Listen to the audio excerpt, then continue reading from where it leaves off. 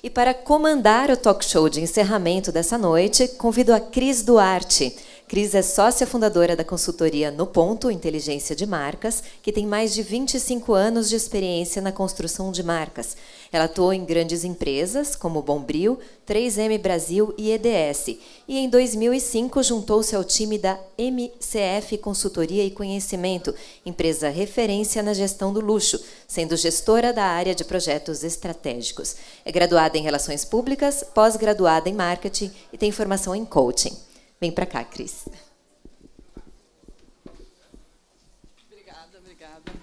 Obrigada, boa noite. Gente, chegamos quase ao nosso final. Que delícia, todo mundo aqui. Muito grato por vocês estarem.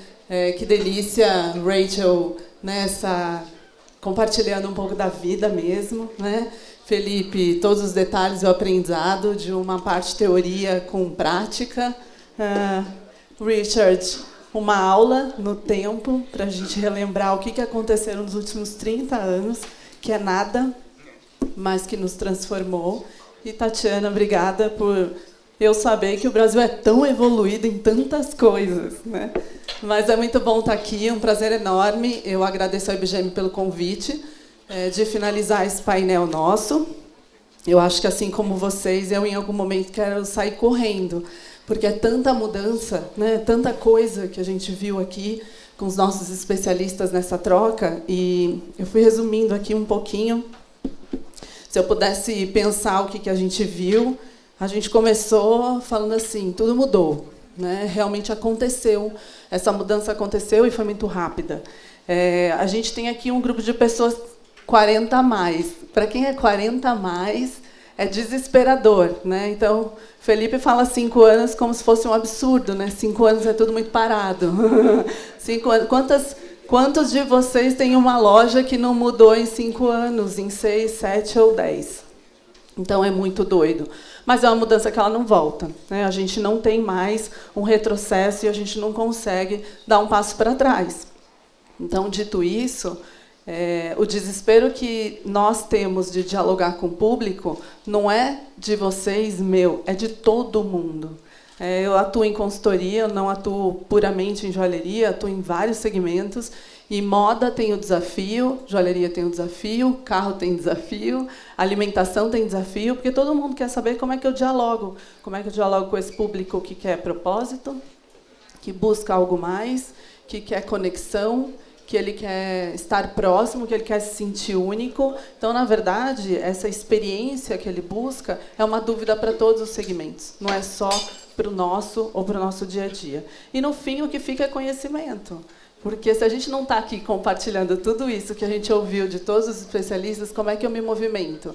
Né? Como é que eu mantenho a minha cabeça aberta para ter espaço para isso tudo que a gente ouviu aqui, seja das mudanças, seja do que veio novo, ou seja de felicidade.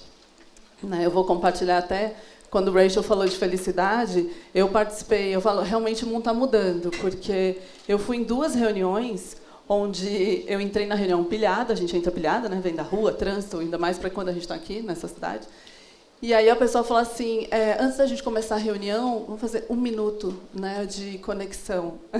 Eu falei, não estou acreditando nisso. É sério. E foi sério. E eu tive essa experiência em 2 momentos, onde a gente fez um check-in para se colocar dentro, presente naquela reunião. Então, eu acho que conhecimento é o caminho, né, que a gente tem, para que a gente tenha um movimento. Porque se a gente ficar parado, como a gente ouviu do Felipe, eu não vou a lugar nenhum. Né? E como a gente ouviu em tudo que você disse. E esse movimento na busca do engajamento do público, a gente fala muito sobre isso, a gente falou sobre, falou um pouco de produto, falou sobre experiência, hoje a gente está na era da conexão mesmo, e não é uma conexão, tem a conexão digital, mas tem a conexão das pessoas, porque foi no dia a gente busca a felicidade. Né?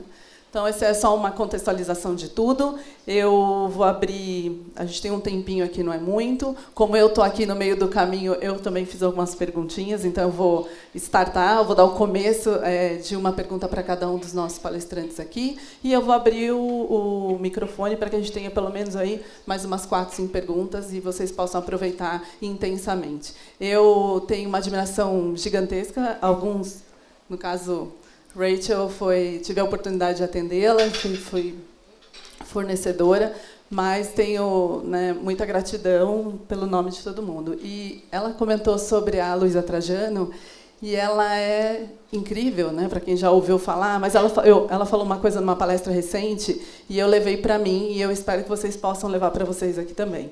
Ela, todo ano, vai na feira de varejo, na NRF, em Nova York, e ela é a primeira a chegar. Tem um ônibus às 7 da manhã, que a gente vai para a plenária, e a Luísa Helena está às 7 da manhã naquele ônibus, de verdade. Ela passa o dia inteiro nas palestras, ela anota todas as palestras, e ela fala que, no final, ela tem que sair daquele evento, que são 3 dias de evento bastante intensos, com 5 coisas. Ela leva de volta para o Magazine Luiza 5 coisas que ela tem que implementar. Então, o nosso objetivo, nesse finalzinho de bate-papo, num domingo à noite, vocês são incríveis, é vocês poderem sair daqui com alguma coisa concreta e vocês irem embora. E não que vocês saiam... a nossa cabeça ela é muito julgadora e crítica, né? Então, eu tenho certeza que, ouvindo todas as palestras, a gente já construiu um cenário na nossa cabeça, seja jurídico, seja na história, né? Seja sobre o digital, aquilo que a gente faz ou não sabe fazer, ou mesmo sobre a nossa carreira, né? Então, que vocês possam mesmo aproveitar esse final para ter concreto o que vai fazer de alguma coisa quando a gente sair daqui numa segunda-feira e começar diferente. Okay? Então, eu vou começar com a doutora Tatiana, que está quietinha já faz um tempo. Né? Você comentou sobre toda essa questão dos cruzamentos e, cada vez mais, a gente fica difícil de, talvez, fazer diferente, né? E correndo cada vez mais risco. Considerando que talvez a gente tenha uma operação que não está tão redonda, né, que ela ainda está no estágio talvez intermediário, qual é o passo a passo? Por onde eu começo para eu começar uma formalização ou me preocupar com tudo aquilo que você comentou com a gente? Eu acho que a primeira tarefa é fazer um estudo de viabilidade do seu negócio dentro de um cenário totalmente formal. E feito isso, é repensar o seu modelo. Se, de repente, dentro daquilo que você faz, não tem alternativas que você possa reduzir a carga tributária de uma forma legal, através de um planejamento legal, e que isso impacte no seu resultado, né? Não necessariamente precisa impactar no preço do seu produto, mas vai melhorar o seu resultado mesmo. Pode ser uma questão de competitividade dentro do mercado, se você optar por esse caminho, mas também pode ser uma questão de melhoria de resultado mesmo. E aí, a questão do planejamento ela é muito específica, ela depende muito de cada cliente, de cada operação, de cada situação. Não tem questões assim... mais macras que são muito comuns. Por exemplo, o setor, as empresas que produzem, né, do setor joalheiro, elas são obrigadas, por exemplo, a pagar o IPI, assim como vários outros impostos. Se você tem dentro de uma mesma estrutura a empresa industrial e a empresa varejista, você está levando o seu IPI para o preço final de venda para o consumidor. Então, se você adotar 2 estruturas separadas, por exemplo, você consegue matar o IPI numa determinada fase, então a gente está falando de 12% aí, e no final das contas você não vai pagar IPI no preço de venda para o consumidor, que normalmente é onde está o seu maior markup. Então, essa é uma alternativa, mas existem inúmeras alternativas, né? Desde você alocar a sua produção dentro de algum estado que tenha uma carga tributária mais favorável, que eventualmente vai conseguir te propiciar um produto mais competitivo, até você buscar alternativas também, eventualmente, no exterior, ou você buscar repensar o seu próprio negócio mesmo no ponto de venda. Assim, né? A gente tem a questão do próprio e-commerce. Então, se você está num estado onde o ICMS, que é o imposto estadual, ele é muito elevado, que é o caso do Norte e Nordeste, você pode ser mais competitivo se você vender mais para consumidor final no e-commerce, onde a alíquota de ICMS é a alíquota do estado de destino. Então, já é uma alíquota muito melhor. Então, você está melhorando o seu resultado com essas outras ações. E por aí tem uma infinidade de coisas, o que a sua criatividade permitir e o que a Receita também permitir, estadual ou federal. Essa parte é boa, né? É bom eles permitirem também. Não, acho que o que fica, então, é um planejamento, né? Buscar informação com alguém que seja realmente qualificado e a gente poder exercitar. Acho que da parte, talvez, tributária, o que a gente aprende é que existem caminhos, né? A gente tem que exercitar com alguém que possa ajudar, de alguma forma, né? Muito bem. Vou ao Richard aqui do meu lado. Richard comentou ali, eu adorei, né? Adorei tudo, gente. Vocês verem minhas anotações aqui, eu tenho asterisco para cima, para baixo, para um lado, para o outro.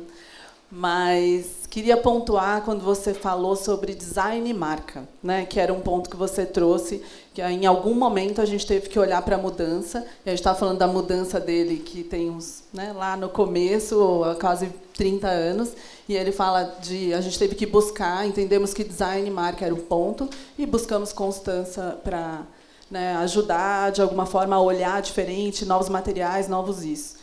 Muitos de nós aqui, ou muitos de vocês aí, são lojistas e trabalham com outras marcas, ou multimarcas, ou peças. E talvez pense assim, mas isso como é que funciona para mim, né? Então, como é que eu trabalho design e marca dentro de uma multimarca, né? Onde a marca da joia em si, né, ela não acontece, ela acontece de outra forma, talvez a marca da loja. Eu acho que é bem interessante a pergunta. A Gasterna é um caso atípico. O case da Gasterna, ela desde o início era uma empresa verticalizada. Ela da mina ao showroom, né? Ela chegou inclusive a ter algumas minas na Bahia. Então ela produzia o que ela vendia. Então desde o início era um projeto de reformular o conceito de produto. Mas indo para a tua pergunta, eu acho que o melhor exemplo que a gente tem, eu fui trabalhar depois da Gasterna no Shopping Cidade Jardim. E lá conheci a Helena Tranchesi. A Daslu é, para mim, um case, é um exemplo disso. Ela vendia marcas de terceiros, mas o que a Daslu conseguiu montar foi uma curadoria. Quer dizer, eu acho que o grande segredo de vocês é a curadoria, a escolha do produto. Não queiram ter tudo para todos. Você não consegue se posicionar assim, né? A Daslu, ela realmente era o lugar. Ela fazia a curadoria dela. Eu lembro que a Daslu representava a Chanel no Brasil. E tinha uma loja da Chanel colada na Daslu no Shopping Cidade Jardim. A Chanel rompeu o contrato com a Daslu e, de repente, da noite para o dia, a loja ia fechar. O Shopping Cidade Jardim não queria perder a Chanel. Então, me pediram, eu estava já com a Hermès, escuta, você consegue operar essa loja da Chanel? Eu falei, tudo bem. Então, à noite, a gente fez um balanço, no dia seguinte de manhã, a gente abriu a loja com uma outra equipe, com uma outra operação. Qual foi a minha surpresa quando eu entro na loja para ver o produto? Não tinha uma bolsa preta Chanel, a básica, não tinha. Ela tinha amarela, vermelha, tinham vários modelos, porque ela trabalhava de acordo com a clientela dela. Aquele império que ela montou, ela trabalhava no pre-sale, ela só comprava o que o cliente queria. Era uma máquina de vender e ela só trabalhava de acordo com a curadoria do cliente. Então, tudo era já de acordo com a dona fulana, seu Beltrano, dona Ciclana. Vinham hordas de clientes, aviãozinhos de clientes do Nordeste para comprar com ela. Então, ela trabalhou muito forte essa coisa da curadoria, da montagem do estoque. Então, eu acho que essa é uma lição que fica para a gente de como fazer a escolha dos seus produtos, o mix da loja de vocês, em que vocês vão ser únicos, em que vocês vão se diferenciar, né? Então, essa acho que é um caminho. Não precisa ter, de repente, a produção própria, né? Mas vocês podem fazer, de repente, uma cara, uma estruturação de produto que tenha uma identificação, que tenha uma linha, que tenha uma coerência, que vai ser marcante para o seu cliente, que ele vai perceber aquilo. Bacana. DNA, né? Qual é o DNA? Qual é o DNA que cada um daqui tem dentro da sua operação? Vou passar para cá, desse lado. Felipe, você falou tudo é novo, né? Você é o que talvez a gente fica mais doido quando você fala, é fácil, é fácil. Gente, quantas vezes ele falou que é fácil, né? Eu falo assim, de onde eu busco a informação, né? Tudo é simples, obrigada. Tudo é simples, né? Eu vou contar que recente eu estava também numa palestra. Eu adoro conteúdo, gente. Eu realmente, para mim, aprendizado é um valor na minha vida.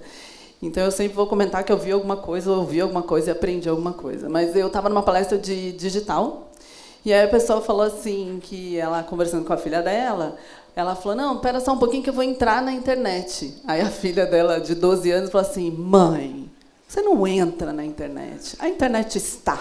Né? Pronto, é isso. Né? Porque a gente nunca entra, a gente entrou em algum momento. Né? Mas você falou sobre a questão do amadorismo. E isso não tem espaço mais, né, para amadorismo. A gente, assim como evoluímos aí na parte jurídica e de cruzamentos, a gente evoluiu muito em entregas, né, e você trouxe isso, que o Brasil já está bastante evoluído. Mas a gente tem muito ainda do desconhecimento, né, de tudo isso que aconteceu, de tudo isso que é muito rápido. E, para quem não conhece, acreditava até então que, sim, ter um Face estava tudo certo. E o que a gente ouve é, não, mas meu filho faz. Ou, eu tenho um sobrinho. O sobrinho, então, gente, é sempre o sobrinho. Eu já fui sobrinho. Tá? Né? Você foi sobrinho. Eu já fui sobrinho. Você já foi o sobrinho. Né? Mas é real, né? A gente tem aí, às vezes, uma segunda geração chega, ou a gente tem um grupo de pessoas, né? Um grupo um pouco mais jovem, fala, não, peraí que eu vou dar um jeito nisso e vou te ajudar. Né? Então, eu queria que você abordasse um pouco do risco dessa abordagem e, se, né, quem for começar, por onde começa? Qual é o primeiro passo, né, para eu efetivamente ir nessa profissionalização que você comentou? Não, perfeito. Dá até um passo para trás e falar sobre o simples, tá, gente? Eu costumo dizer uma frase muito importante, que a complexidade do problema não tem a ver com a simplicidade da solução. Então, quando eu falo que as coisas são simples, é que às vezes a gente resolve um baita pepino, uma coisa enorme, com uma coisa pequena. Pequena. Simples. E não é que você precisa de um grande esforço para isso. Às vezes você consegue, com pouco esforço, resolver um problema de uma forma que você nunca tinha pensado em como fazê-lo antes. Então é só isso. Então, quando eu falo que as coisas são de fato simples, é que a gente fantasia muito, às vezes, o que existe de internet, como são as coisas, mas existem muitas coisas que de fato são simples e são fáceis. Então, agora, voltando à pergunta, só um segredo, tá? Eu sentei do lado da Rachel para ver se eu fico mais carismático. Então, eu não sei se está funcionando até agora, mas... mas acho que... Eu vou fazer uma observação. Eu sentei longe para eu ficar maior. Porque se eu ficar do lado dela...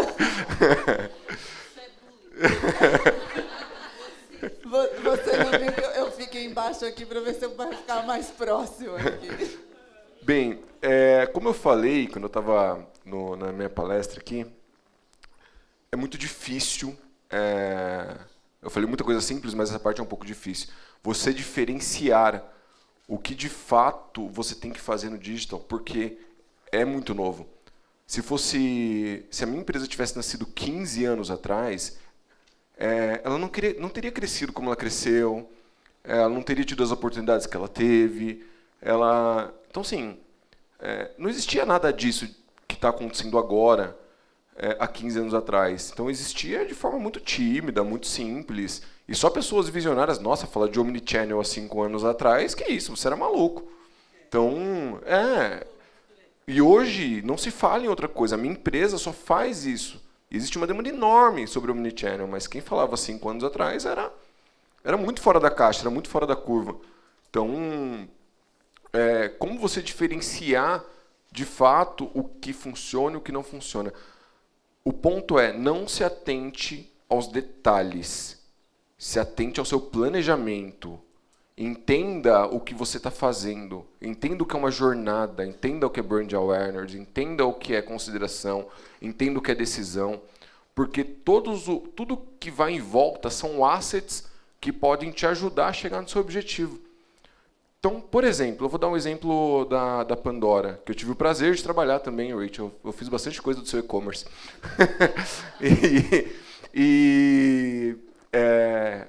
A Pandora, ela investiu muito em 2 grandes camadas desse funil, que foi o Brand Awareness, ou seja, como eu gero mais pessoas que possam se identificar com aquele negócio que eu estou fazendo. E a última do funil, que é como eu converto mais, como eu faço mais vendas, como eu aproveito a minha taxa de conversão. Só que em nenhum momento ela usou, por exemplo, um asset específico. Ela pode ter usado vários para fazer Brand Awareness e vários para fazer decisão. E provavelmente isso foi o que culminou no sucesso da Pandora. Então, quando a gente fala do que é o profissionalismo, que não existe espaço para amador, eu não estou falando, às vezes, que o sobrinho pode ser uma decisão ruim. Pelo contrário, se você sabe o que você quer, aonde você quer chegar e como, muitas vezes o meio é menos importante. O como você faz, ele é menos importante. Então você não precisa você não precisa ser o melhor do mundo em Facebook. Mas você sabe que em alguma etapa alguém vai ter que fazer alguma coisa em Facebook para você. Ela só não pode ser uma ação jogada. E aí sim, isso para mim é amadorismo, quando você faz coisas que não estão dentro de um planejamento, que não estão dentro de uma visão maior. E esse é o problema dos gurus de mercado, de uma série de pessoas que falam isso. Olha só, você tem que fazer Facebook, porque Facebook é incrível e é legal pra caramba, e você tem que fazer Facebook. Peraí, por que eu tenho que fazer Facebook? Por que eu tenho que fazer e-commerce de novo? Porque você tem um objetivo, você tem um propósito. Qual que é o começo, o meio e o fim da sua história? Então, a lição que eu deixo que não pode se ter amadorismo é: você tem que ter um plano, você tem que saber o que você está fazendo e por quê. Se você não tiver essas respostas, o que, por quê e como, basicamente, você está fazendo uma ação jogada ao vento. E segundo, procure ajuda no mercado. Mas procure ajuda em canais competentes. Existem vários canais na própria internet, por exemplo, o E-Commerce Brasil, deixa eu pensar, White Forum, tem vários que são muito legais, que você consegue buscar conhecimento, bons fornecedores, e você consegue, a partir dali, montar a sua estratégia baseada nesses fornecedores. Então, quando eu falo de amadorismo, não entendam, não caiam no conto de que você precisa de uma coisa específica e aquilo é a fórmula para o seu sucesso. Não é. Não é uma coisa. Eu vou dar um exemplo. Você pode fazer o melhor marketing do mundo. Se você tiver um produto ruim, uma seleção ruim, não tiver estoque, não adianta. Não vende. É básico. E as pessoas acreditam que a solução está no Facebook. Não. A solução de uma parte da sua estratégia pode vir por lá, mas não total. E quando eu falo cuidado com o amadorismo, é que, de fato, ainda tem muita gente falando muita coisa que não sabe o que está sendo falado. Então, quando a gente for falar, preciso fazer um marketing, eu ouço muito isso, um marketing, não é um marketing, eu preciso fazer marketing. Marketing não mudou, continua sendo o mesmo que era há 100 anos atrás. O que mudou foi as ferramentas. Então, vocês têm que buscar conhecimento para entender o que é marketing e como você se aproveita de cada um dos assets nessa jornada maluca que cada pessoa constrói a sua. Basicamente é isso. Beleza? Respondeu, né? Obrigadão, foi ótimo. Rachel, obrigada pelo bate-papo, que delícia, né? Uma conversa gostosa, e começa com um tema, quando você fala de felicidade, e chama atenção, né? Porque as pessoas ainda acham que no mundo dos negócios a gente não fala sobre felicidade, não fala sobre amor, mas a gente fala, né? A gente não falava. Mas nesse mundo novo a gente fala. Eu falo e bebo felicidade. O negócio fica mais fácil. Ajuda. Né? Afe Maria. Gente, quem quiser tomar vinho, só ir lá em casa, bimestralmente, imagina. Então fica tudo muito... Viu, Richard? Só ir lá em casa, bimestralmente tem queijo e vinho lá. Adoro. Viu, né? É um convite aberto, gente. Vocês perceberam, mas né? é uma via de duas mãos. Quem convida espera ser convidado. Brasil como um todo, tá? Muito aberto, né? Muito bem. Então, falando um pouquinho de felicidade, você trouxe também equipe, né? Como seu público interno e todo esse trabalho que você fez. Então, olhando para essa questão de felicidade, como um gestores, né, que todos somos aqui, a gente consegue trazer isso para dentro da corporação do ponto de vista concreto, né, em atender público, em fazer essa conversão. Como é que eu trabalho esses intangíveis para dentro desse meu consumidor interno? Complexa a sua pergunta. Mas eu como eu disse para você, eu aprendi com a minha filha Sara Maria, de 7 anos. Então, acho que, para mim, o olhar é muito importante. E o meu forte são pessoas, né? É meu forte de vida. Eu acho que as pessoas, eu me importo com tal, e elas fazem diferença. E eu acho que, de repente, se você quiser saber da Rachel, vai nas lojas e pergunta para a ponta. Né? Fala assim, vem cá, e a Rachel? Pô, a Rachel não, a Rachel vem aqui, a Rachel gosta de abraço, a Rachel ela fica aqui fazendo caixinha pra gente, lacinho no Natal. Então, eu acho que é daí que eu crio esse laço mais forte, sabe? Eu acho que a Rachel, pergunta o pessoal do e-commerce, o que é a Rachel? A Rachel é que senta aqui do lado e fala assim, vamos ver, por que tem esses KPIs? Eu não estou entendendo, me explica, eu não sei nada. Eu preciso de Filipes na minha vida. Então, me explica o que é isso, eu vou continuar sem entender nada. Metade do que ele falou, eu estou sendo honesta. Eu preciso dele, porque eu não entendi nada. Entendeu? Mas está tudo certo, porque cada um tem sua expertise. Os 40 plus aqui, está comigo, pô, não entendeu a metade. Mas nós precisamos dessa geração para que traga o novo, para que seja o transformador. E a gente precisa aceitar, né? Porque não é uma questão de, faz o seguinte, eu não quero. Então você vai morrer, gatinha. E aí ele que vai ficar. Então, nós temos que entender que não é uma questão de querer ou não querer. É assimilar e você mudar a tua postura para entender como que você aceita e vivencia o novo. E que não é fácil. Que não é fácil. É um meio de... Né, nós estamos quase que num embate, que seja positivo, né, que vem um Richard, que vem uma Rachel... Que acha que já sabe tudo, né? Que já está tudo muito bem, obrigado. Aí vem o Felipe, que fala, pô, Carol, o que você sabe não é mais o que vai ser aplicado. Então, como assimilar bem esse meio do caminho e falar assim, opa, como que eu vou aplicar no meu business? Para que ele não fique fora no futuro. Porque é um mix, não é só o que o Felipe sabe. É a experiência que o Richard e a Rachel traz com esse mix que vai fazer um negócio promissor. Porque muitas vezes você pode estar muito bem, sabe, ter toda a estratégia muito simples, e aí na aplicabilidade não é isso. Né? Como Eliane, que eu também conheci, que foi uma pessoa muito querida para mim, e que quando ela veio, né, que ela quis logo no início trazer a Tiffany aqui para o castelo, né, que eles fizeram aqui, e, cara, eu não tinha dinheiro para colocar a Tiffany ali.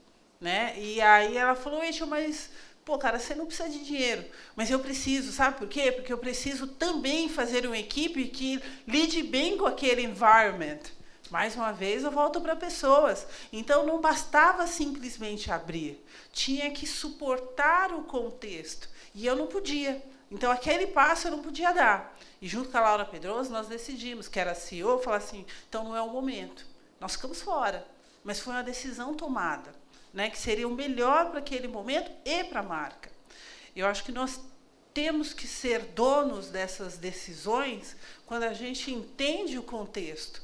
Muitas vezes, simplesmente tomar a decisão em detrimento do que, o que ele sabe é melhor, mas como que a gente aplica isso aí para o meu business? Como que eu faço? Eu sou proprietária de uma loja. E dentro desse business que eu acho que é perfeito e absoluto, como a Eliane era lá na loja da Vila Nova Conceição, cara, quem não queria entrar lá? Sabe, você tinha que ser convidado. E mesmo quando ela fez o castelo, você também tinha que ser convidado. O valet lá custava R$30. Não era para qualquer um. Mas ela sabia quem ela queria receber lá. Então, eu sabia a forma que o cliente queria ser recebido. Nos business que eu cuidava. Então, a gente tem que trazer essa responsabilidade para a primeira pessoa do singular e deixe a sua melhor forma, o seu melhor business. Tá bom? Perfeito. Eu queria complementar o que a Por Rachel favor. colocou, porque eu endosso plenamente o que ela colocou. Quer dizer, eu acho que o segredo é fazer junto, né?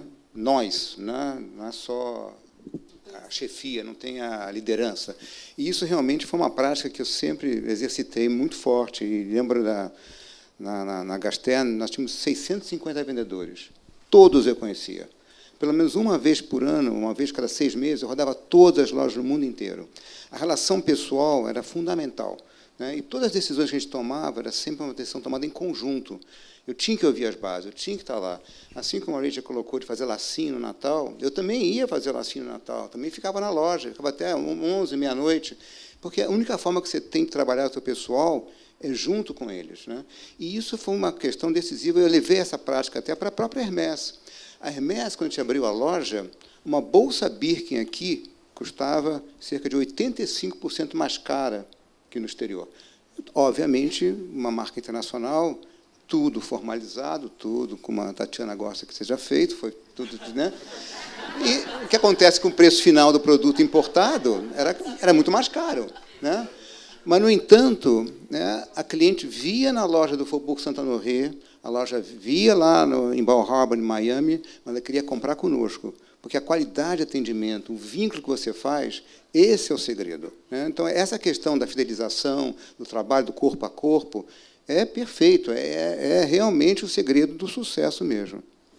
E é interessante o que vocês dois colocaram, porque desmistifica um ponto de que porque é uma multinacional, porque é uma empresa de grande porte, não, ou uma multinacional, ou uma empresa de grande porte, é fácil, né? Não, pelo contrário, né? Fazer isso numa grande corporação é muito mais desafiador de você conseguir colocar tudo na sua pauta, mas isso funciona para o micro e para o macro, porque a verdade é uma loja, um grupo todo, né? Sim. Muito bem. Eu vou abrir, então. Acho que a gente está num grupo pequeno, é fácil, se alguém quiser só levantar a mão e fazer a sua pergunta, a gente está à disposição de vocês, né? Se precisar do microfone, também estou com ele aqui. Tá? Eu fiquei prestando a maior atenção. Eu tenho uma loja no Rio de Janeiro, 2 lojas. Eram 3. Nós fechamos uma no ano passado, em setembro. E há muitos anos eu ouvi o Manuel Bernardes, não sei onde ele está, dizendo que a gente não tem que ter o luto quando fecha, porque a gente tem que se fortalecer, e isso é importante. Então, tá bom. E eu vim hoje, né, domingo à noite, estou em São Paulo desde quarta-feira, quebrando a minha cabeça em como é que a gente faz para lidar com esse mercado complicado como está, né? Porque eu digo assim... Estou assim, surpresa hoje, porque vi a apresentação do Richard, a da Rachel, pessoas, né, muito experientes, e assim, eu não tenho a menor preocupação em dizer aqui de toda a dificuldade tipo assim, da minha história, de tentar fazer... Eu estou só há 12 anos nesse mercado, eu trabalhei em grandes empresas, na Sony Music do Brasil, no Bosano Simons, no Banco Nacional, eu sou um Tiranossauro Rex. A gente explica para ele depois o que é. Ele não vai saber, ele não sabe o que é. A gente explica. E assim como a Rachel, eu tenho um pai que veio para o Brasil sem nada, uma mão na frente e outra atrás, e me ensina muita coisa, fundou a empresa há 18 anos, eu estou lá há 12 anos, tentando profissionalizar e fazer com que a empresa seja uma empresa que tenha futuro, que tenha um nome, que crie uma marca. E a gente está nesse mercado batendo cabeça com o preço do ouro, do dólar. É mentira, gente? E os fabricantes e nós, lojistas. E assim, com essa... Olha só, eu estou falando isso tudo, não sabia que pergunta fazer, não. Eu resolvi colocar isso porque é um negócio que está me incomodando muito e é quase um desabafo para ver o que é que vocês podem dizer, porque eu acho que ajuda a gente. E a Rachel falou, o iPhone, o Samsung são um concorrente, assim, muito difícil. Eu tenho uma filha de 15 anos, faz 15 anos na outra semana, e ela quer Pandora. E eu já falei que eu não dou. Eu estou há 2 anos brigando. Não, deixa eu te contar. Você sabe o que a minha irmã falou para mim? Cris, compra uma pulseirinha tipo a Pandora de ouro para dar para ela, já que você não quer dar Pandora, e bota um monte de colecionável lá para ela pendurar no braço, que ela não para de falar nisso há 2 anos. Mas, enfim, é outro concorrente. E a Tiffany se coloca muito bem, e a gente teve uma palestra... acho que tem umas 3, 4 feiras, eu procuro estar sempre, e tinha um executivo da Tiffany falando sobre a importância da prata, né, dentro da Tiffany, você foi CFO da Tiffany, enfim. Eu queria que vocês... A minha pergunta não é direcionada nem ao Richard, nem ao Rachel, nem ao Felipe, nem à Tatiana. Coitada, a Tatiana não é culpada, viu, Richard? O inferno é que faz. Tadinha, a Tatiana ficou até vermelha, ela não é, coitada. E o que é que vocês vislumbram? Porque junto com isso tudo, essa semana eu tive com uma amiga arquiteta e consultora de imagem, que me disse o seguinte, eu fui numa palestra, que eu vou semestralmente num curso, acho que do Sebrae, não sei, falando sobre tendências. Eles pegam as grandes empresas de análise de tendências mundiais, e ela disse o seguinte, sabe o que foi dito na palestra, Cris? Eles não sabem o que vai acontecer. porque está tudo tão rápido, que a única certeza é a mudança, e não sabe o que vai acontecer. E aí eu falei, meu Deus, para onde vai a minha empresa? Entendeu? Para onde... Eu sei que... Eu fico até pensando, Rachel, quantas lojas? 108. Eu falei, ai, meu Deus. Mas que loucura que é isso, né? Mas você se estrutura e faz isso acontecer.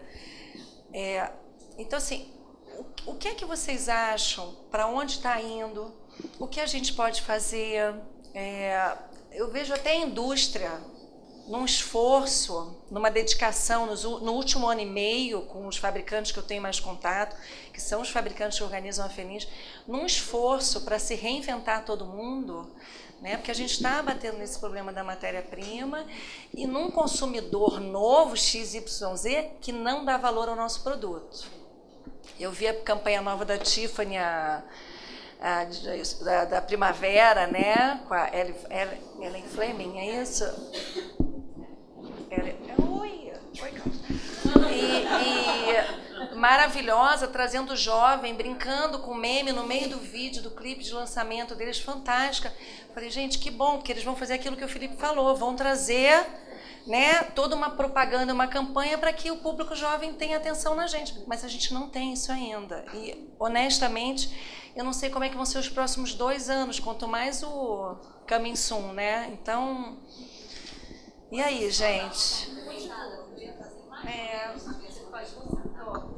Na verdade, eu adorei as palestras, mas não, nem precisa, que é curtinho. É que eu acho que o joalheiro brasileiro, assim, ele é um guerreiro, porque a gente tem um problema de tributação, problema de segurança e o problema de quem trabalha na informalidade, que nem sempre são só os concorrentes, você tem muitos fornecedores.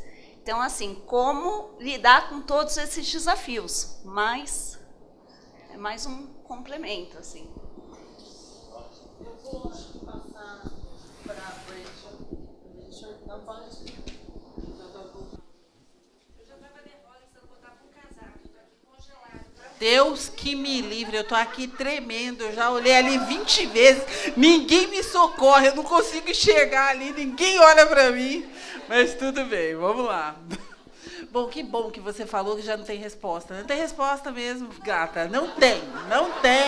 Achar que tem, tá no lugar errado, na palestra errada. Não tem. Fica alerta, fica atenta. Senão daqui a 2 anos você vai falar, Rachel falou bullshit. Se o Felipe não vai dar resposta, quem dirá a Rachel? Eu tô louca. Então, gatinha, olha, tem uma questão aqui. Você sabe quem você vai votar? Já sabe? Já sabe? Ah, que ótimo, porque eu não sei ainda. Não, porque a gente tem muitas dúvidas imediatas, né? As dúvidas que nós temos é de 2 meses. Quem dirá 2 anos? É muito complicado. A nossa situação, mais do que segurança, tem uma questão de cultura, que se chama corrupção.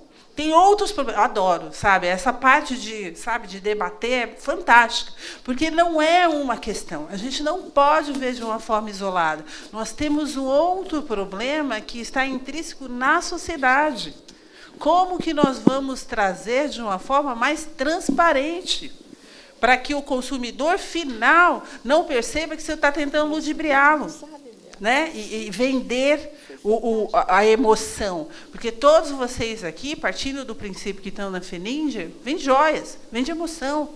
Então, como é que a gente vende emoção se a gente está preocupado se a gente vai fechar a loja no dia seguinte? Vende mais ou menos, né? Porque aí não fica emoção. Fica, como que eu vou pagar a conta no dia seguinte? Né? Porque são questões práticas que nos envolve e que nos faz ficar nesse nosso movimento aqui. Será que 2 lojas vai ser possível? Ou em 2019 eu vou ter uma loja, vou ver o que vai acontecer, senão vou vender todos os meus bens e vou para Orlando, sei lá, para alguma coisa nesse sentido. Então, a gente tem que tomar mais cuidado também. Eu acho que nós temos que ser estratégicos, temos que continuar com qualidade, temos que continuar focado no treinamento, mas tudo que é a longo prazo, tudo que você fizer, que estiver focando 2019, 2020, você tem que tomar cuidado. E mais que isso, Felipe, tem alguma coisa que eu esteja falando aqui de planejamento, pô? Sei lá, porque, cara, é verdade, 5 anos... Tem uma questão também, além do nosso cenário socioeconômico, tem uma questão que a gente não falou aqui, mas que o Felipe deve ser uma inteligência artificial ambulante, que tem um negócio aí que a gente não pode ignorar, né? E como que a gente está lidando isso no business? Né? Então, quando a gente fala olha, de 2 anos, não sei qual é a parte do business que você está lidando com essa questão que vai ser fundamental para a transformação. Então, tem muita coisa aí que a gente tem que aprender. Né? O que nos trouxe até aqui não será o que vai nos levar para o futuro. E como? Só participando de muitas feiras, muitas palestras e ralando. Claro, pô, você deve. Deixa eu fazer um adendo rapidinho sobre o que você perguntou. Eu não sou do ramo, eu não conheço basicamente peanuts perto desses dois aqui do meu lado, passo até vergonha, inclusive, mas eu vou te fazer uma pergunta. Se um mês antes de você descobrir o que era Netflix, o que você falaria do futuro? Não, se eu tivesse essa pergunta, gente, é difícil ser a Globo... eu não sei o que vai ser do futuro. O que vai ser do futuro da Rede Globo daqui 2 anos, sem conhecer o Netflix? Eu ia falar, não, a Rede Globo vai dominar o mundo, vai contratar, vai comprar todas as outras emissoras e, porra, no mês que vem aparece Netflix, que mudou o jeito que as pessoas fazem a mesma coisa. Isso é uma disrupção. Eu acho que vocês estão passando por uma disrupção silenciosa, que ainda não tem um cara que levantou a bandeira e falou, é isso aqui, galera, é para cá que a gente vai. Mas, assim, é isso, busquem o conhecimento, porque esse cara vai aparecer, e pode estar nessa sala, inclusive. Pode estar nessa sala, mas eu acho que vocês vão passar por uma disrupção muito grande do jeito que vocês fazem negócio. Muito grande. Mas, aí, para até prever, é muito difícil, muito difícil. Não, eu acho que uma coisa importante nessas horas é olhar um pouco para trás para poder olhar para frente, né? Então, eu tenho quase 40 anos nesse mercado, né? Passei por várias crises, várias situações. Essa agora não é a primeira nem a última, né? A dimensão dessa realmente é uma das maiores que a gente já viu. Mas a questão, primeiro, você não está sozinha. Está todo mundo aqui nessa sala com você, nós estamos todos juntos e a união faz a força, né? Para isso que a gente está aqui, para isso tem o IBGM, parece que a gente tem que estar o tempo todo se reequipando. E o mais importante, primeiro, é o damage control, né? Controlar, e você fez certo, né? Antônio Bernardo fechou 3 lojas, a Gastando fechou várias lojas também. Óbvio, é um momento de crise, tem que ter o teu cash flow continuando, não dá para, de repente. Agora, você não pode, de forma alguma, perder as esperanças e entregar os pontos. Você é referência para a tua equipe. Todos vocês são líderes, são responsáveis por uma centena de pessoas que estão abaixo de vocês. Então, a gente pode chorar junto aqui, vamos chorar, saiu daqui, põe a maquiagem e vamos para frente. Tem que trabalhar, tem que vender, tem que ter esperança, né? A esperança move, né? E o conhecimento move também. Então, é muito importante, é o que a Rachel falou, vamos continuar conhecendo, sabendo, porque a única saída que a gente tem da mudança, a gente tem que estar pronto para ela. A gente tem que estar equipado para ela. A gente não pode ficar com um discurso, saudade. Eu lembro como eu brigava com os vendedores da Gastern, alguns deles mais antigos, acostumados a épocas áureas, né? O cliente vinha, aquele sheik das Arábias, aquele negócio e tal. Gente, não existe isso, né? Muita gente não soube fazer a mudança. Eu tive que demitir muita gente na minha vida. Eu não gosto de mandar gente embora. Mas gente que não sabe evoluir, eu via vendedores jovens com cabeça de velho, e via vendedores com 60, 70 anos com cabeça de 20, ávidos por conhecer, ávidos por evoluir. Então, a postura da gente é fundamental na vitória. Se você não tem uma postura de realmente, eu vou conseguir, apesar de toda a adversidade, como nós estamos há 2 meses numa eleição. O dólar é um perrengue. Para a gente do setor joalheiro, é uma droga. Mas a gente não movimenta ele, a gente só sofre com ele, né? Então, a gente está refém dessa situação. Mas a gente não pode, de forma alguma, entregar os pontos. Então, é batalhar mesmo. Não tem receita de bolo, não tem fórmula mágica, ainda mais com tantas variáveis que a gente vê no mercado de hoje em dia. Então, agora, pensa que isso aqui é uma oportunidade. Sempre, de tudo que a gente sofre, tudo que a gente lasca, que a gente rala, a gente sai mais forte. a gente sai mais fortalecido, a gente renova, a gente aprende. E esse é o segredo da vida, é evoluir sempre. Quem não evolui, morre. Né? A gente não pode morrer. Então bola para frente. Eu queria só complementar também o que já foi mencionado aqui e trazer um pouco da minha experiência, agora não como advogada, mas como varejista também. A situação que a gente está passando no Rio de Janeiro, ela não afeta só o setor joalheiro. Eu acompanho os números também. Eu acompanho os números do setor joalheiro e acompanho os números também do pessoal de moda. E eu tenho a referência dos meus pontos de venda.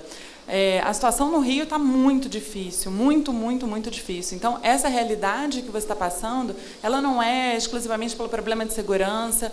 Óbvio, tem a questão do custo do seu produto, porque ele é atrelado ao dólar, então tem esse sofrimento um pouquinho maior, mas às vezes a queda na receita que a gente tem, e ela não é só em função do desinteresse do consumidor pelo nosso produto, né, dessa nova geração e tal, que a gente realmente precisa fortalecer e tudo mais. Porque esse desinteresse ele também acontece com o varejo de moda, que é onde eu atuo. Hoje você tem zilhões de marcas também, então você conseguir converter aquele consumidor, para atrair aquele consumidor para consumir no seu ponto de venda, é um desafio diário mesmo. Assim, é muito CRM, é muito marketing, é uma atuação muito, muito próxima desse consumidor, é entender o que ele quer.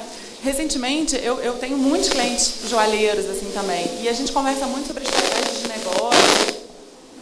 E o que a gente estava conversando assim é como conquistar o público novo, né? O público jovem, assim, como fazer com que ele realmente se interesse por adquirir uma joia, usar uma joia. E a gente começou a conversar com vários adolescentes e tal, e perguntar assim, poxa, você gosta de joia, não gosta? Mas como é que você consome? O que você espera? Como você gostaria de consumir? E isso foi um ponto de partida muito interessante para um projeto de uma determinada marca que vem por aí. Eu acho que deve ser muito... E essa marca também, a gente utilizou um pouco o case da Pandora, porque realmente foi um estouro aqui nos últimos anos. E a gente acompanhou muito, assim. E lá atrás, eu também sou da Gasterna, então trabalhei com o Richard. Quando o Richard falou da questão tributária, a gente tinha muito isso lá na empresa também, então não foi nem propriamente assim um bullying, porque a gente já tinha muito essa experiência. Lá atrás, quando a gente conversava na Gasterna também sobre futuro e em planejamento, essas coisas, uma coisa que a Pandora fez que foi muito interessante para aproximar esse público mais jovem, foi utilizar esses outros canais, como a Disney, por exemplo. Isso foi uma sacada genial, foi uma coisa que a gente já tinha conversado lá atrás e que a gente, num determinado momento, achou que não era muito público, mas é da gente entender, repensar, né? Entender o que esse público novo quer, e afora isso, também superar esse momento de crise que a gente está passando, principalmente no Rio de Janeiro, assim, que afeta todos os mercados. A questão que você trouxe da Disney, só para que você tenha uma ideia, eu fiquei 3 anos e meio discutindo com o senior level da Disney. Quando desembocou no mercado, né? Quando launch no mercado. Então, nós temos que nos antecipar. E estar se antecipando ao processo é muita leitura, é muita conversa, é muito network, para que você possa ter essa percepção do que vai acontecer no mercado. Então, quando o público, o consumidor, vê o que está acontecendo, putz, que sacada bacana, mas essa sacada demorou, na minha vida, 3 anos e meio. Foi um perrengue que só quem participou do processo, tem gente que nem fala mais comigo. Em função é verdade, porque a insistência, você está ali fazendo, mostrando o case, construindo o case, voltando com o investor, sabe, esse back and forth. Então, eu acho que isso fica como uma lição, como é importante nós estarmos adiante do processo. Não adianta só chorar pelo momento. O que lá na frente? Eu quero saber lá na frente. O que agora, desculpa, se fez bem, está ótimo, se não fez, você vai... Tá mal. Agora já era. O para frente é que você tem que se preocupar. Tá bom? Desculpa. Né? Elcio, vou passar a palavra para você ali. A minha pergunta é para o Felipe. A minha geração costumava consultar os mais velhos, né? Mas agora a gente só percebe que todo mundo quer saber o que o mais jovem pensa, né? Então é para ele, mas antes de fazer a pergunta para ele, na verdade eu queria uma percepção, como é que ele vê categoria de produto joia. Só fazer um comentário sobre o que a colega falou lá do Rio de Janeiro, a angústia que permeia o setor hoje, a gente que interage muito com a indústria e com o varejo, realmente tem uma angústia tremenda no ramo, o que fazer, como é que sai dessa crise, qual é o futuro do ramo, etc., etc. Tem diversas respostas para isso, mas a gente observa, o IBGM tem procurado passar essa mensagem de que não existe um caminho, né, uma estratégia, é uma coisa muito mais holística, né, você tem que preocupar com o cliente, você tem que preocupar com o veículo, você tem que preocupar com a questão da transparência do produto, muito associado ainda com práticas de mineração, contrabando, etc., etc., e a gente tem que preocupar com isso, preocupar com o profissionalismo, preocupar com o relacionamento do cliente, conhecer ele, etc. E passa uma mensagem de que a gente costuma dizer que o homem, antes de usar roupa, ele se adornou, né? O adorno é uma coisa permanente, que permeia a história da humanidade até agora. Por mais que a gente passe dificuldades, sempre o homem vai se adornar. Só a gente vê o que aconteceu com a Kodak. A Kodak, o Felipe não deve saber disso, mas há 40 anos, há 30 anos atrás, a Kodak era o the must, e perdeu uma coisa disruptiva, perdeu um passo, e acabou com a empresa, né? Uma coisa impressionante. Mas o que eu queria passar para o... Então, é uma mensagem de otimismo, que realmente o adorno é permanente, a gente tem que se reciclar, mas se você pegar uma foto do centro de São Paulo na década de 40, todo mundo usava chapéu. Hoje, ninguém usa chapéu. Quer dizer, tem vários produtos que simplesmente sumiram do mercado, máquina de escrever, etc., etc., né? A joia está ali, de uma forma ou de outra, ela está sempre presente. Mas eu queria ver a percepção, nem uma resposta, uma percepção com um jovem. A gente ouve falar muito do envelhecimento do produto joia. Assim, se alguém te perguntasse, o que você acha de joia? Você dá um presente, joia, o que te vem à cabeça? Bem, qual que é o seu nome, desculpa? Écio. Elcio. Écio, vamos lá. Primeiro eu lembro da Kodak, viu? Foi um case, na verdade, que eles não se reinventaram. Não sei se vocês sabem da história, mas a Kodak, ela tinha tecnologia de câmera digital em mãos e, para não, teoricamente, matar o negócio dela, ela inventou, inclusive. E ela segurou a tecnologia para não matar o negócio dela e acabou morta, né? Um pepino. O caso que eu não acredito que isso vá acontecer nesse mercado. Eu acho que esse mercado está se reinventando, mas esse mercado não vai morrer. Eu não acredito nisso. Não faz sentido pensar que um mercado como o de vocês vai morrer. Agora, eu vou te responder a pergunta da minha percepção e da percepção do círculo que eu vivo. Acho que é mais fácil, tá? Eu nunca levo uma opinião como referência de mercado, porque é muito pouco. Mas eu, por exemplo, eu nunca comprei uma joia para mim, tá? Felipe nunca comprou uma joia. Mas porque eu era um ferrado, tá, gente? Essa é a primeira verdade. Então, eu comecei a ter dinheiro há pouco tempo. Então, eu não tinha grana, então não tinha espaço para pensar nisso. E sempre foi uma coisa de quem tinha um poder aquisitivo maior que o meu. Esse é o primeiro ponto, tá? Mas hoje, como eu enxergo a joia hoje, como a minha mulher enxerga, como meus amigos enxergam, de fato, diferente do que existia há 30 anos atrás, tá? É muito diferente. Então, vamos falar da pulseira de... Eu não sei o nome da pulseira que coloca os adorninhos. Charm Bracelet. Desculpa, gente. É Charm Bracelets. Então, assim, isso, para mim, foi a cara da revolução do mercado. Foi a cara da mudança. Todo mundo, todas as pessoas da minha idade, ou mais nova, eu tenho 29, eu já estou velho para essa pulseira, se vocês querem saber, para esse bracelete. No meu ponto de vista, uma pessoa de 30 anos, 35 anos, já está velha para o bracelete. Ou seja, como você consegue criar um negócio numa indústria que era para pessoas mais velhas e virou um objeto de desejo dos jovens, de 15 anos, de 13 anos até 20 anos. Ele está falando de mais velho, 30, né? É isso que ele está falando. Não. Mas, assim, isso é muito do que uma Pandora fez fazendo brand awareness, por exemplo. Ela conseguiu trazer um público que não tinha valor nesse negócio para perto dela. E detalhe, assim, não é o pequeno que vai fazer isso, gente. São as grandes empresas. Não adianta, porque isso precisa de grana. Isso precisa de dinheiro. Não adianta vocês fazerem uma campanha, colocar um meme, aquele cocôzinho do negócio. Não é isso, gente. Não adianta. São as grandes empresas que vão ter que fazer esse brand awareness. Mas a boa notícia é que eu já vejo isso acontecendo, tá? Eu já vejo grandes empresas usando, por exemplo, atrizes que não representam o que era há 30 anos. Tipo, as publicações, a publicidade já está diferente. Já são mais fãs, mais divertida, mais jovem. Então, eu acho que isso vai acontecer. Então, eu acho que a gente vai passar por uma transformação, que isso vai impactar vocês, mas não é agora. É daqui a pouquinho, mas não é agora. Então, respondendo a sua pergunta, eu acho que eu não sou nem referência para falar sobre joia, porque eu acho uma coisa quadrada, eu acho uma coisa mais passada, mas, por exemplo, quando eu vejo uma Charming Bracelets, é isso? A sua esposa, para falar, quem sabe? Ela fala isso, melhor. Afe Maria, Felipe, para de falar de joia, vai. Vai, manda a pergunta. Posso fazer mais uma pergunta só nesse sentido para Rachel? A pulseirinha, ela tem muito a ver com construção de identidade. Bracelete. O bracelete. Tem muito a ver com construção de identidade, referência, momentos importantes da pessoa, não é isso?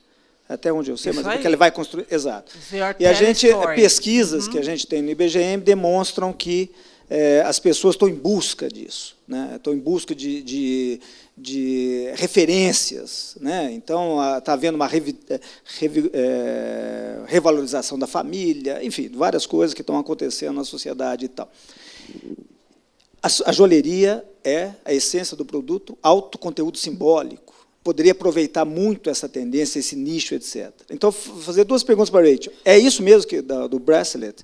E essa coisa a joalheria aproveitar esse momento de revitalização da identidade e aproveitar essa coisa que é própria da joalheria, conteúdo simbólico. As pessoas usam uma joia para fortalecer se revelar a sua identidade. Eu acho que é fantástico quando você fala o conteúdo simbólico. Quando nós temos os casamentos, né, hoje diversos tipos de casamento, quando você fomenta essa ideia e que você não precisa necessariamente dar um engagement ring, você pode dar um anel de prata, né? Você está fomentando aquela ideia do engagement. Nós demoramos, como eu disse para você, eu comecei do zero, né? Quando eu iniciei na marca, nós iniciamos o mindset. E aí, você fazer com que esse mindset replique e reverbere, leva um tempo. Né? Então, levou aproximadamente uns 3 anos e meio. Nesses 3 anos e meio, eu recebi diversos amigos meus que me conheciam nos 8 anos de Tiffany e falaram: Rachel, você está louca? O que você está fazendo aí? Que conceito é este? Por que você mudou de, você era um high heel, foi para um flip-flop? Você saiu de um salto alto para ser uma sandália. É uma questão de mindset, era aquilo que eu acreditava. E eu apostei naquilo. Mas, se não fosse a resiliência, de verdade, eu tinha caído fora. Porque foram, no mínimo, 3 anos e meio. Então, a gente, hoje, para esse novo conceito que o Felipe falou aqui, que amanhã vai ter um Netflix, ao invés de de um Cinemark, sei lá, de qualquer coisa nesse sentido, questão de escolha, eu não acho que vai... Aí eu já não concordo com o Felipe, eu não acho que vai demorar tanto assim. Eu acho que nós estamos às vias porque o cliente está cansado, saturado. Se você olhar os KPIs, os índices, só está caindo. Né? Então, o fluxo do shopping voltou a se estabilizar, mas os fluxos das joalherias não, pelo contrário, continua negativo. É essa geração aqui, do Felipe, que não acha que é bacana você colocar um ponto de luz no pescoço, você vai lá e pergunta para a geração dele: o que é o ponto de luz? Sei lá, cara, o que é ponto de luz? Ponto de luz é um poste.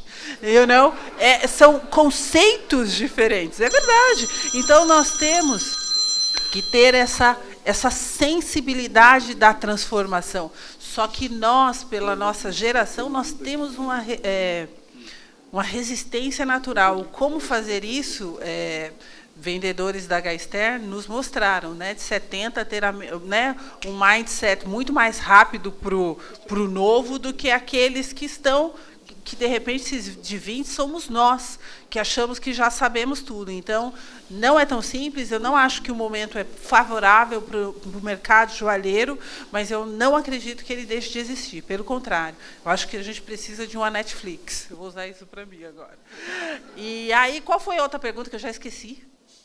Não, a questão se na concepção do conceito, do posicionamento do bracelet, aproveitou essa coisa, se vocês tinham algum dado... Aproveitei nada, entendi. Nada, você foi nada. puro intuitivo. Nada, foi intuitivo nada, foi atrás de estudos. Porque o que acontece? As pessoas tiram foto, o frame é aqui, né? As pessoas tiram foto do face e até o necklace. Então, você tira a foto só daqui.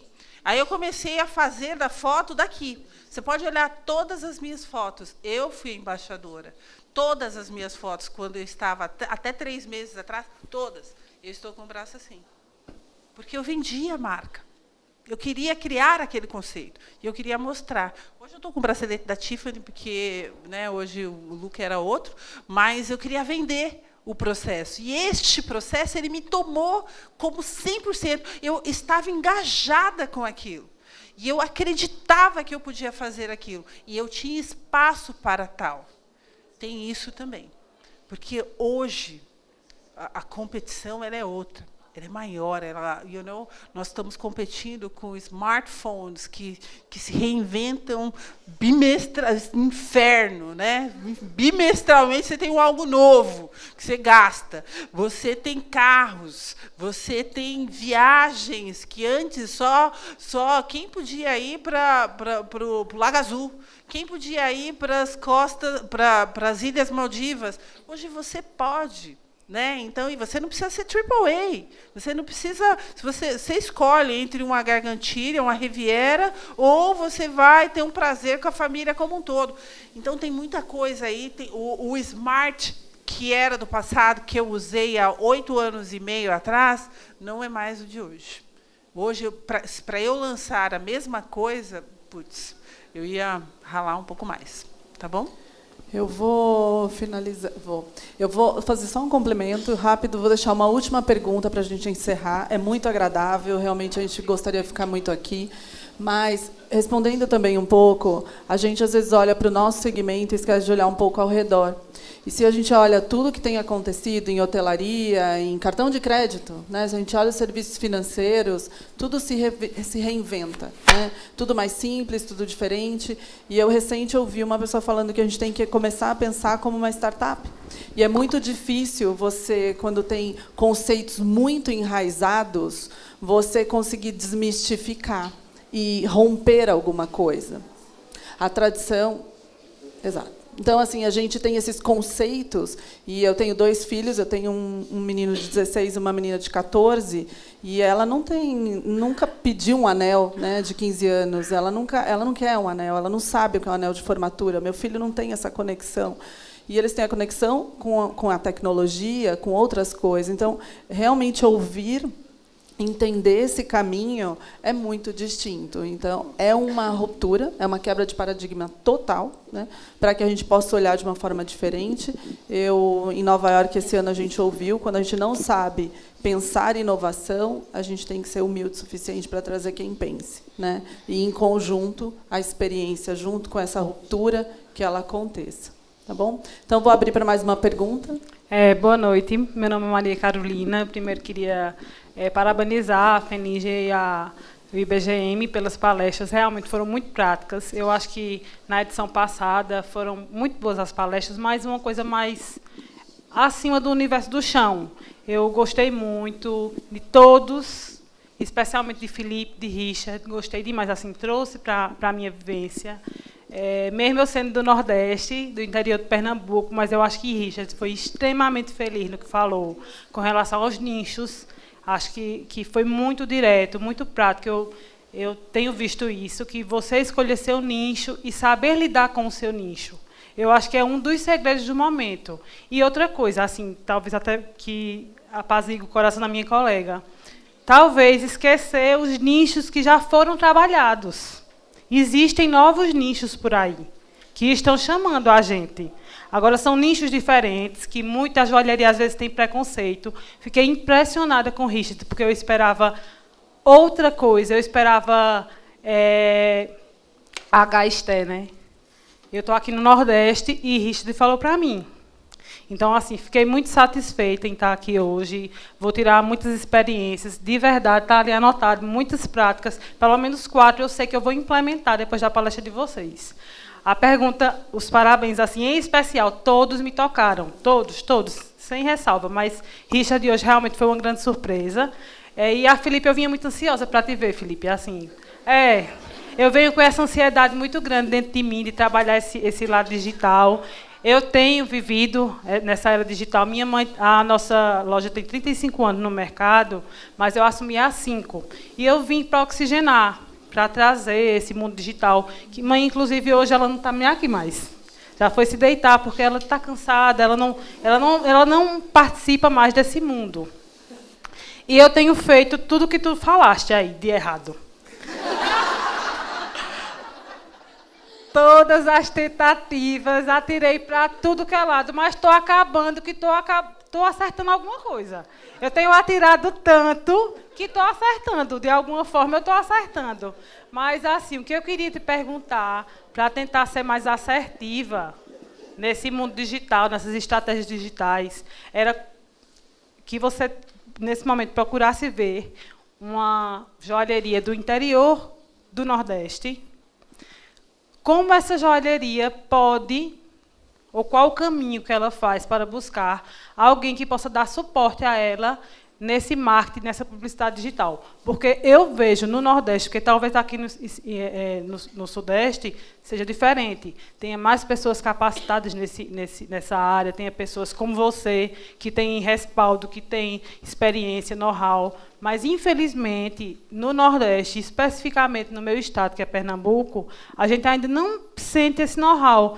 Eu acho que, por tentativa, eu, às vezes, me sinto mais experiente do que certas pessoas que eu conheço. Eu tenho uma pessoa hoje que trabalha exclusivamente na minha publicidade e, sinceramente, tem horas... O Pob hoje vai dançar. Já dançou. Porque eu me sinto com mais capacidade do que ele. Então, assim, eu queria, hoje, amanhã, não amanhã, mas quando eu chegar na minha cidade, em Caruaru, eu vou tocar ele. Mas como é que eu posso encontrar uma agência de publicidade que realmente tenha capacidade de me ajudar no mundo digital? Como é que eu faço para buscar ela? Quais são as informações que eu vou tomar? Porque...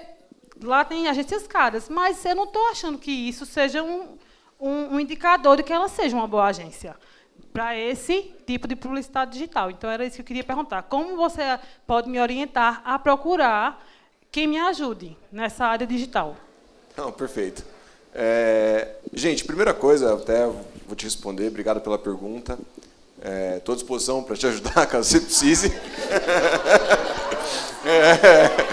Mas, anyway, o que eu queria dizer é o seguinte. Eu entendo que o mercado ainda está em desenvolvimento, tá? Existe muita gente que talvez não tenha nem o know-how ou a competência para realmente entregar um serviço de fato de valor. E por quê? Porque o mercado, ele chama qualquer coisa de agência. Cara, você faz anúncio de revista, é agência. Faz site, agência. Faz Google, agência. Cara, a agência... tem que ficar muito claro para todo mundo o que é uma agência. Uma agência é alguém que não é só produtora, que ela não só produz as coisas, que ela usa inteligência e planejamento para fazer algo. Isso é ser uma agência. Então, esse é o primeiro ponto. Se você contratou alguém que faz seus banners, cuida do seu Facebook, fez seu site, cara, isso para mim é uma produtora. Porque não tem sentido nenhum no que ela está fazendo. E ela tem o valor dela, porque alguém precisa fazer. Então, assim, isso é ser uma produtora digital. Ser uma agência que é provavelmente com quem você deve estar trabalhando. E talvez ele nem faça um trabalho ruim como produtora. Então, essa linha você tem que separar. Então, o que é uma produtora e o que é uma agência? Uma agência é quem vai te apresentar um plano estratégico de como vai chegar a algum resultado usando o marketing digital. Isso é ser uma agência. Então, e pasme, algumas agências podem chegar para você e falar, olha, o meu plano é esse, eu vou começar aqui, terminar ali, e vou aumentar o seu número de seguidor no Facebook. E ela fez isso e conseguiu aumentar o número de seguidores de Facebook. Não que isso seja um resultado que vai te trazer benefício financeiro, mas ela entregou o trabalho dela. Então, muitas vezes, é você saber primeiro aonde você quer chegar e aí depois você saber quem você procurar, e não uma produtora, e sim uma agência que tenha planejamento. O segundo ponto é, existem algumas associações de agências digitais, tá? O nosso mercado é muito novo, então não tinha regulação, não tinha ninguém para regular esse mercado até pouco tempo. Então era farra do boi mesmo, tipo, todo mundo abriu uma agência e era uma bagunça. Hoje já existem alguns selos. Então, por exemplo, existe a ABRAD, que é uma associação muito séria aqui de São Paulo. Ela tem em todos os estados do Brasil e ela regula as agências. Então, quando vocês tiverem dúvidas sobre um fornecedor, vejam se ela tem associação na ABRAD, consultem a ABRAD de fato, porque talvez eles possam te ajudar. Então, é um problema que não é só no seu mercado, tá? Todo mercado que atua no digital tem esse problema, porque o nosso mercado digital, agências digitais, ainda não estão ou regulamentadas ou avançadas o suficiente para saber o que é uma agência, o que não é, e assim vai, entendeu? Então, primeiro, procure uma associação, a ABRAD é uma ótima opção. Segundo, procure conhecimento, porque sim, você tem que saber o que você vai cobrar deles. Se você não souber o que cobrar deles, não adianta.